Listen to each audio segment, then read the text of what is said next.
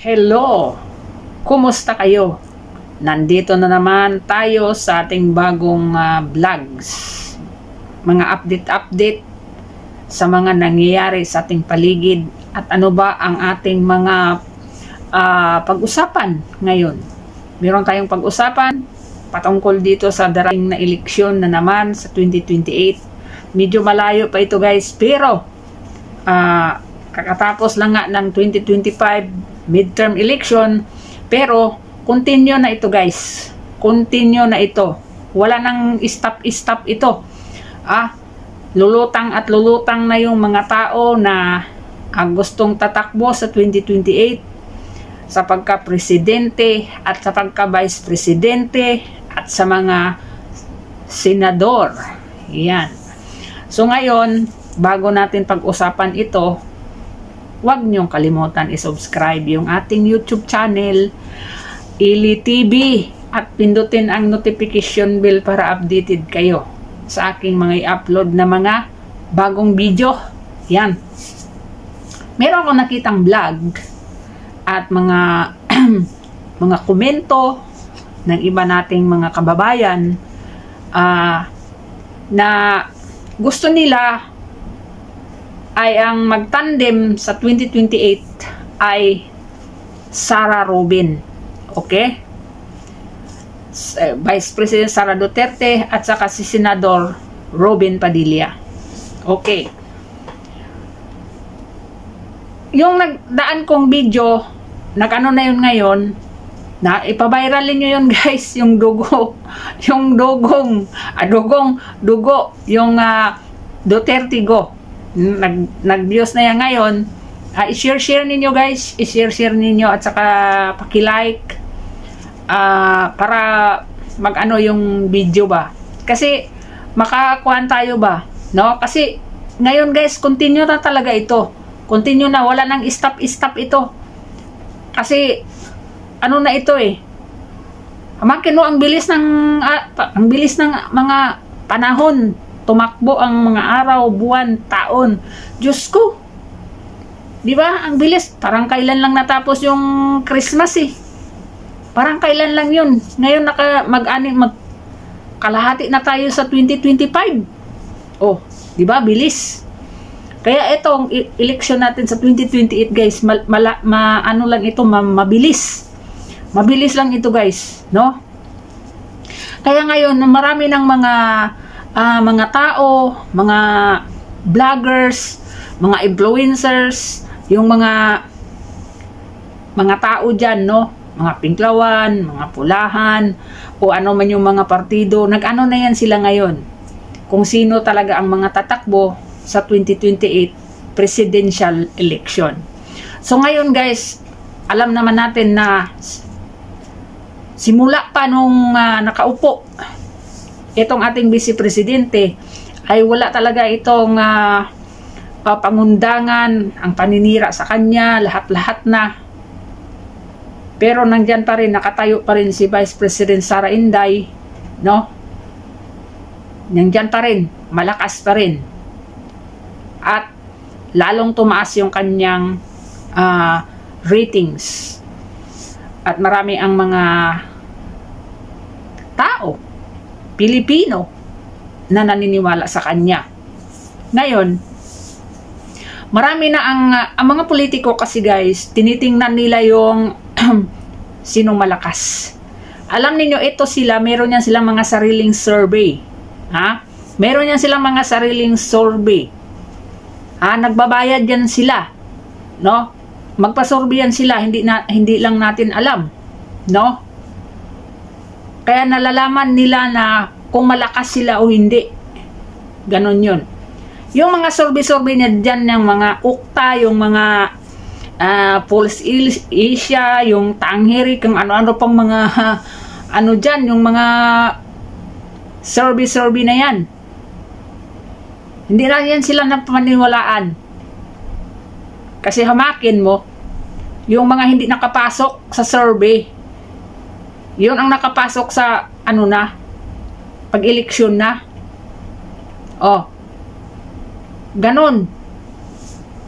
Ganon sila mag-survey. Noong 2022, election, si Robin Padilla, pang ilan lang yun eh. Kasi ang number 1 si Tulfo. Pero itong election na, sinong number 1? Si Robin Padilla. Oh. Mind conditioning yan, yung survey kasi. No? Tingnan mo yung sa mga presidente. Di ba? Yung ano talaga, yung sinong 1, 2, 3, 5 sila eh. 5 sila. Yun talaga yung pag-eleksyon, yung pag-counting na, yun talaga ang forma nila. Oh. Yun talaga ang forma silang sinong number 2, sinong number 3, sinong number 4, sinong number 5. Oh. Di ba? Iba kasi ang ano sa midterm election at sa presidential election. Etong midterm, hindi kasama ang presidente at vice president. Pero sa presidential election, kasama ang mga senador. Yun pa rin yun. Senador, mga mayor, ano pa rin yun? Mga congressman, gobernador. Kasama yan sila. Yan. So ito, DUPA. Ayan. So, DUPA, Duterte, Padilla sa 2028 presidential election. Ano guys? Ano sa tingin ninyo? Ha? Nung isa kong video ay dugo or dugo. Pwede rin. Yun ang bloodbath. Oh, bloodbath. Yun. Ito naman DUPA. Yung dugo, Duterte go. Ito naman DUPA, Duterte Padilla. Alam niyo sa Bisaya ang DUPA, ganon. Di ba si Jesus Christ ay ipinako sa cross, sa Bisaya nagdupa. Nagdupa siya sa cross. Ganon. Di ba? Yan. So, DUPA, ipadupa natin yung mga kalaban. Ipako natin sa cross. Ganon yun. Kaya, DUPA. Ayan. DUPA. Oh. Kasi ipako natin sa cross yung mga kalaban. Sino ang lalaban dito? So, ganon pa rin guys. Ngayon pa rin yun. Sino ba yung mga matunog dyan? Nandyan yung mga dilawan. Yung dalawang dilawan na babae. Si Lenny at saka si Risa. Yun yung posibleng tatakbo dyan. Yan sa dalawang yan. Ito naman si sa Vice naman. Nandyan si Kiko. Nandyan si Bam. Nandyan si Coco. Si Coco Martin. Nandyan. So, dito naman sa kabila, ewan ko dito sa mga bangag kung sino yung mga patakbuhin nila dyan. Ewan ko kung sasali si ano dyan. Sasali si Tulfo dyan. Alam niyo guys tingnan natin kayong presidential election. Kung merong kandidato, eto si Bongbong Marcos. Kasi nakita na ng mga politiko kung gaano kahina yung ano ni BBM talaga. Kung gaano talaga siya kahina. Oh, di ba? Kung ano kasing mga ginagawa nila parating ang eleksyon, kung ano mga gimmick ang mga ginagawa nila, nakamali-mali ng mga gimmick nila, hindi kagagat sa tao eh. Kagatin ng tao. Pero galit na galit ang tao. Di. Wala. So yun ang sabi ng sino ba yung nagsabi na wala namang mga buboto diyan sa mga Duterte. Laos na yan sila. Diyos ko. Oh. 'Di ba? So ngayong election guys, 2028, makita natin kung merong maglakas ng loob na tatakbo dyan sa kampo ni Bongbong Marcos. Ewan ko lang. Si Tulfo, nako, nakita na ni Tulfo yung sitwasyon nung nagdaang eleksyon.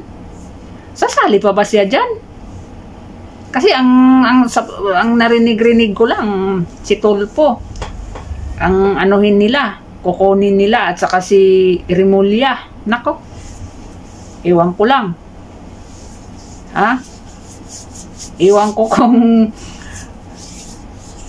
kung mag-ano sila dyan. Mag-suicide. Nako. Hindi talaga, ewan ko lang talaga guys. Ewan ko lang. Kung meron silang, hindi talaga pwede rin na wala silang kandidato. Kailangan talagang meron. Administrasyon sila eh. Kailangan talaga meron silang presidente at saka vice president, senador. Yan ang abangan natin. Yan ang abangan natin kung sino ang makipag-alyansa sa kanila ulit. Kasi ngayong nagdaang eleksyon, ilan yung nag-alyansa? 5 partido yung nakipag-alyansa kay BBM, di ba? So ngayong 2028, tingnan natin kung sino pa ang makipag-alyansa sa kanya. Meron pa bang kaya makipag-alyansa sa kanya? Or meron ba siyang makuha na mga kandidato sa pagkapangulo, pagka-vice president, at saka mga senador? Yan ang abangan natin, no? So atin, tayo, marami tayong i-partner diyan kay Inday, nga galing sa PDP. Ano na yan guys? Mga ano na yan sila? Si Bongo, si Bato, si Robin. Yang tatlong yan guys. Kahit kanino, bisa kahit sino sa kanilang tatlo, ang magiging partner ni Inday Sara, panalo yan. Maniwala kayo. Panalo yan. So ngayon, dito, una, dugo. Duterte, go. Ito naman isa, Dupa. Ayan, Dupa. Dupa. Duterte, Padilla. Ayan. So, abangan natin. Nako, meron kaya makipagtandem kay Tambaloslos? Ngayon, pinag-initan si Chis Escudero. Nako, marami akong nababasa sa social media. Meron pa nga isang abogado nag-vlog. Ito si Attorney Bueno. Kilala ninyo yan guys. Hindi ko alam, dilawan na to si Attorney Bueno. Pinag-resign si Chis Escudero dahil ito sa pagdili ni Escudero dito sa impeachment. Di ba ang schedule ngayon na sanang June 2? Di ba inorong doon sa June 11? Matatapos yung ano ng yung sa Senado sa 13. So meron na lang silang 2 araw na magdebate patungkol dyan sa impeachment na yan. Yung 19th Congress, magdebate sila dyan.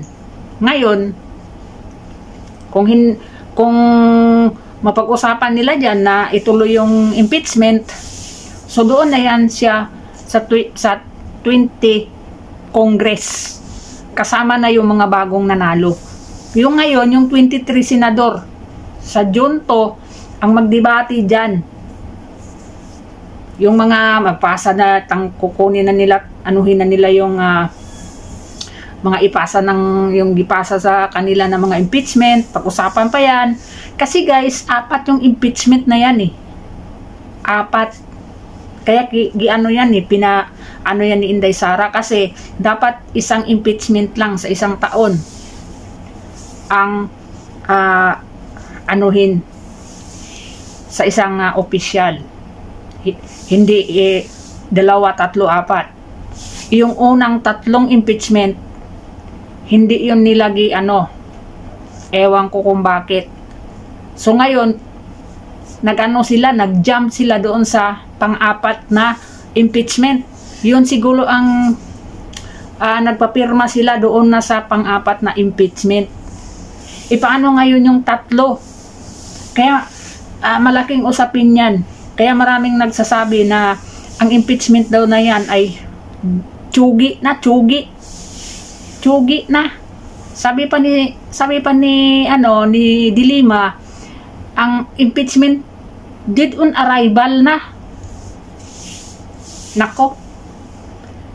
Kumbaga nag-ano na si De Lima na kung sakali hindi sila manalo, kasi hindi naman talaga sila manalo at wala pang siguro na matuloy ang impeachment, kaya giano na niya na kung ano yung impeachment na yan, wala hindi ako kasali diyan kasi ano naman yan di ba? So yun di ba? So yun lang guys, at sunod nating video ay itong nangyari sa Dahig sa araw ng birthday ni Vice President Sara Duterte. Yun ang pag-usapan natin. So hanggang dito lang muna yung ating video na ito. Maraming salamat and God bless you all.